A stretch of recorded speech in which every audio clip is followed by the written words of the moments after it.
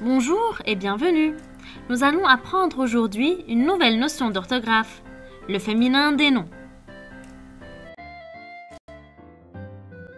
Commençons tout d'abord par un petit rappel. C'est quoi le masculin et le féminin? Le masculin, c'est ce qui se rapporte au garçon. On peut savoir qu'un nom est masculin s'il est précédé d'un déterminant masculin, comme le, un, ce, mon, ton, son ou d'autres déterminants masculins. Le féminin, c'est ce qui se rapporte aux filles.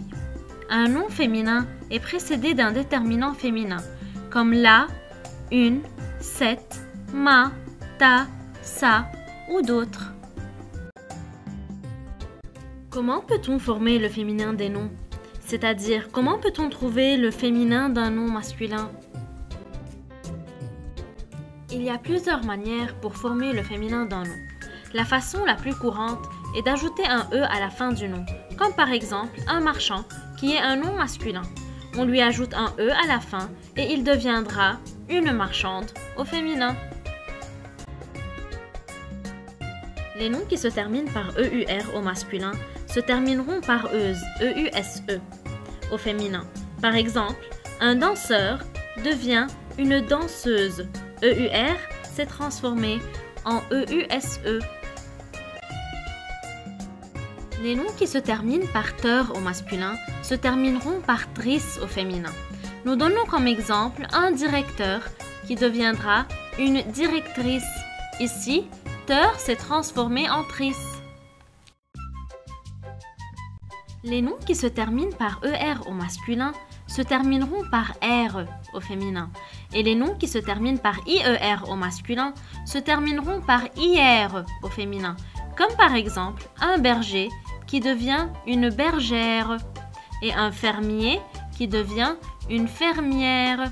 Remarquez que dans les deux cas, on n'a fait qu'ajouter un accent grave et un E.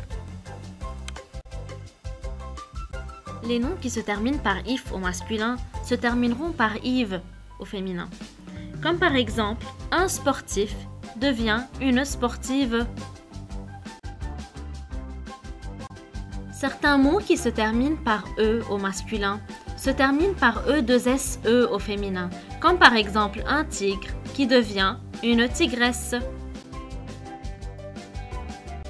Pour certains noms qui se terminent généralement par une consonne muette, il faut doubler cette consonne finale et ajouter un E. Par exemple, un chat se termine par un T qu'on ne prononce pas. Au féminin, on double le T, c'est-à-dire qu'on écrit un deuxième T, et on ajoute un E pour qu'il devienne une chatte.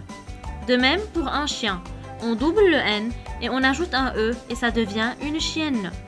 La même chose pour un bûcheron qui devient une bûcheronne.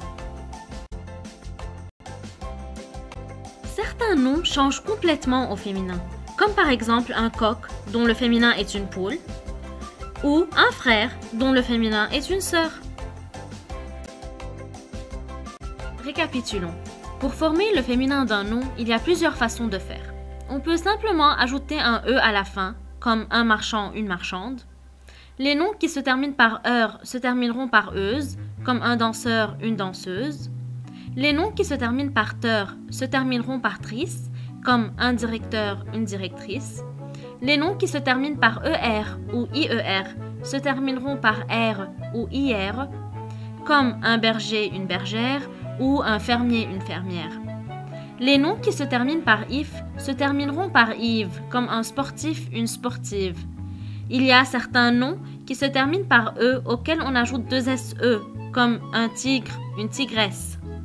Dans certains noms, il faut doubler la consonne finale et ajouter un E, comme un chat, une chatte, un chien, une chienne, et un bûcheron, une bûcheronne. Enfin, certains noms masculins changent complètement au féminin, comme un coq, une poule, un frère, une sœur.